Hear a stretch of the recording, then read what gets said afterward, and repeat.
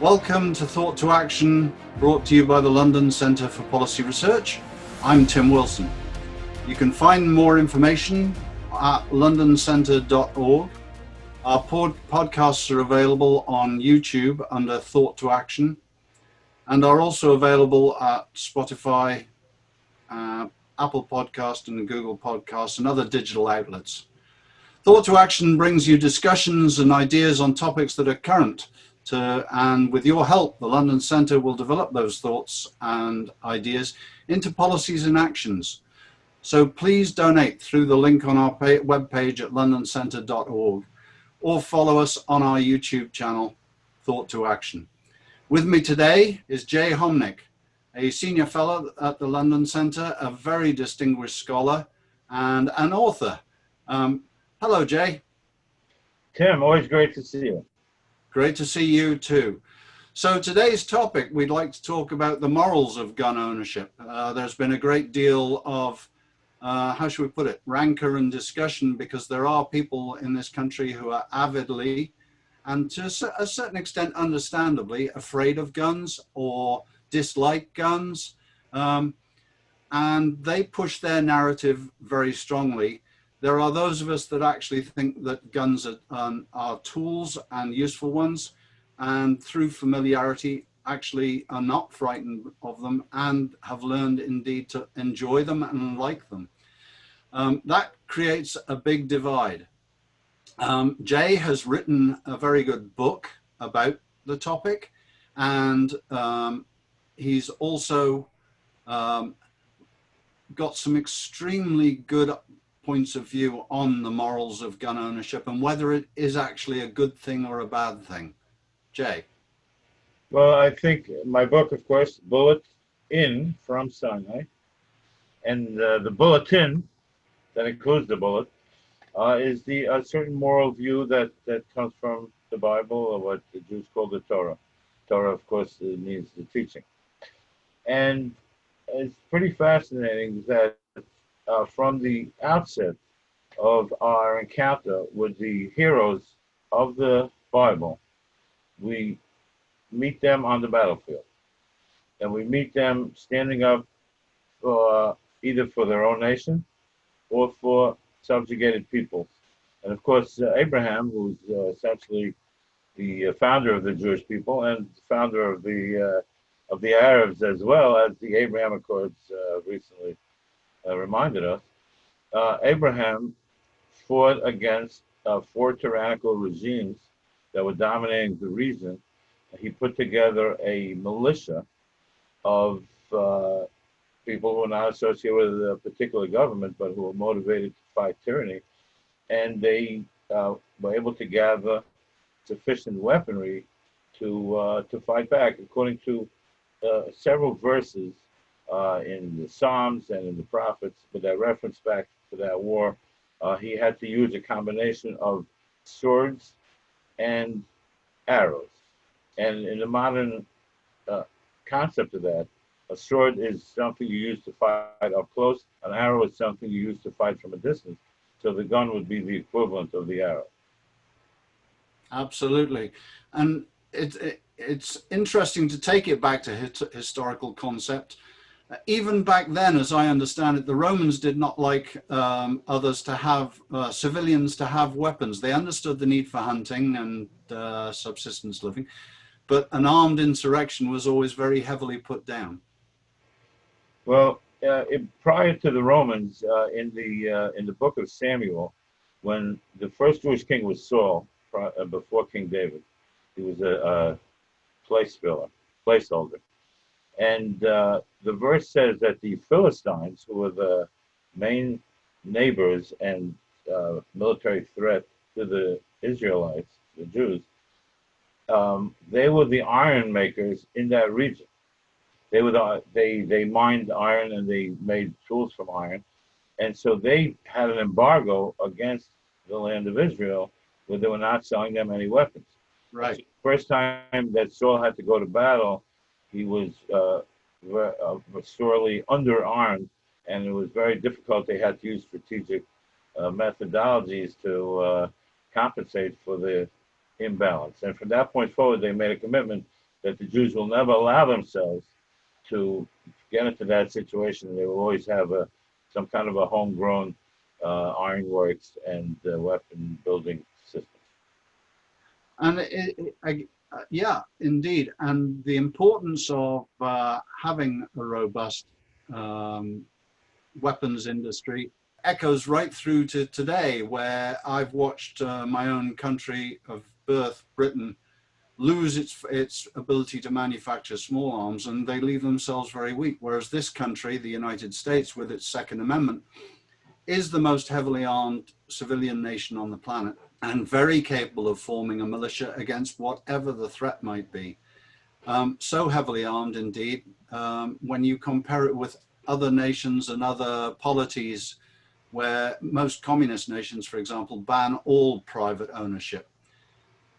So I'm thinking as well, though, Jay, that when one looks back historically to those times, how on earth did they square the circle of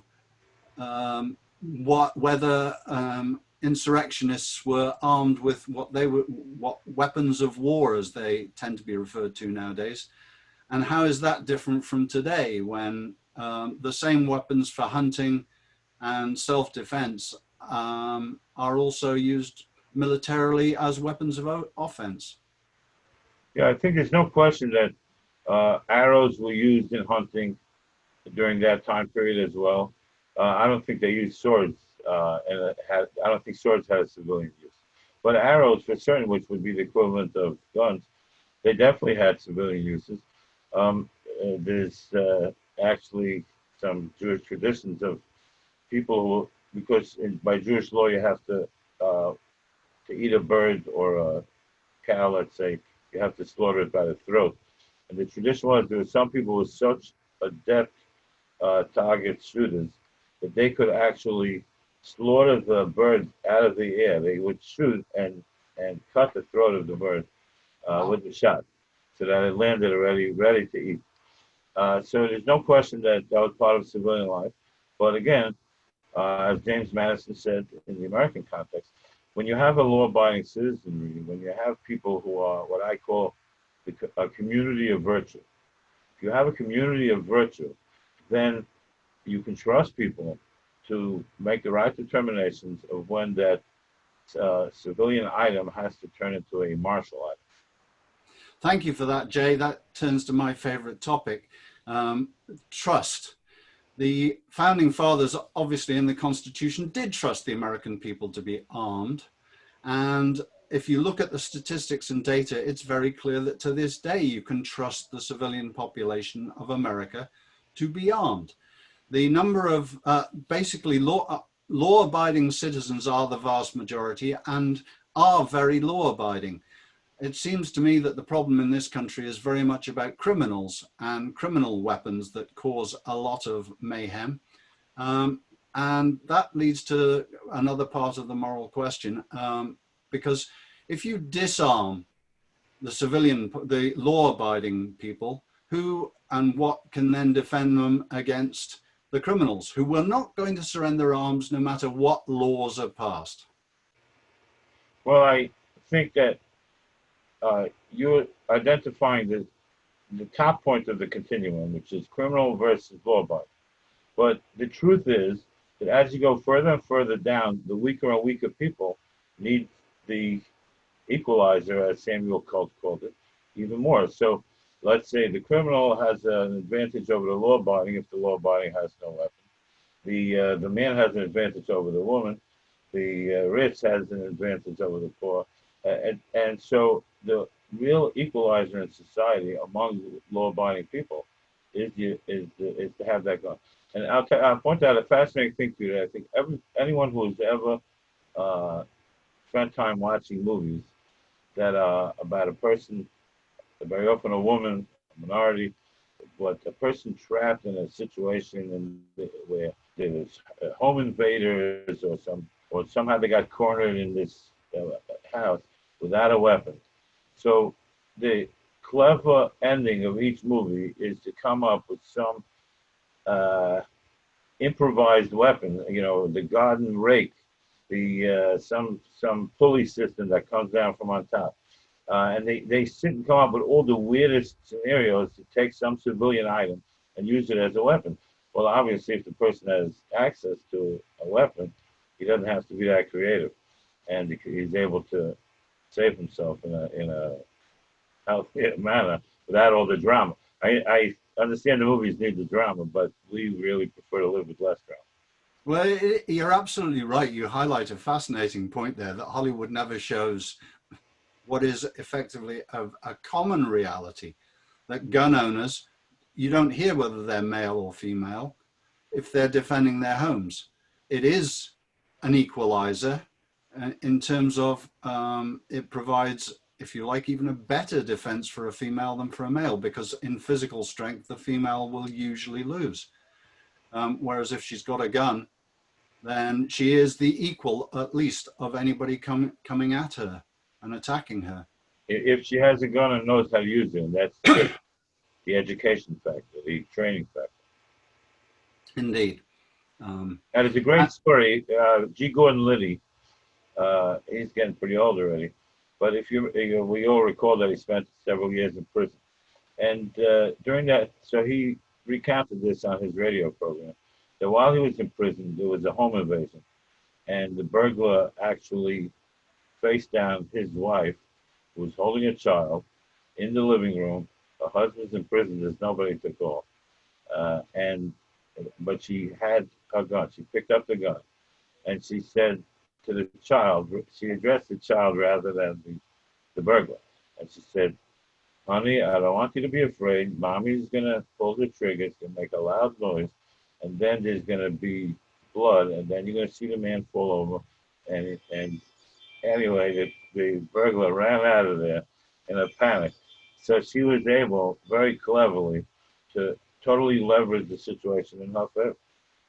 Staying calm is one of the big ones there, but good. What a great story.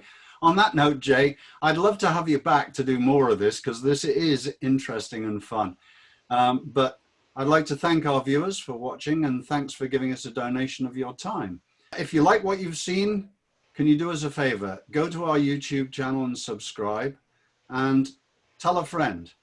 One of the best ways that you can help grow the voice of the London Centre and Thought to Action podcast is by sharing it with someone else. On behalf of the leadership and fellows of the London Centre for Policy Research, we'd like to thank you for joining us today, and may your life be peaceful and healthy.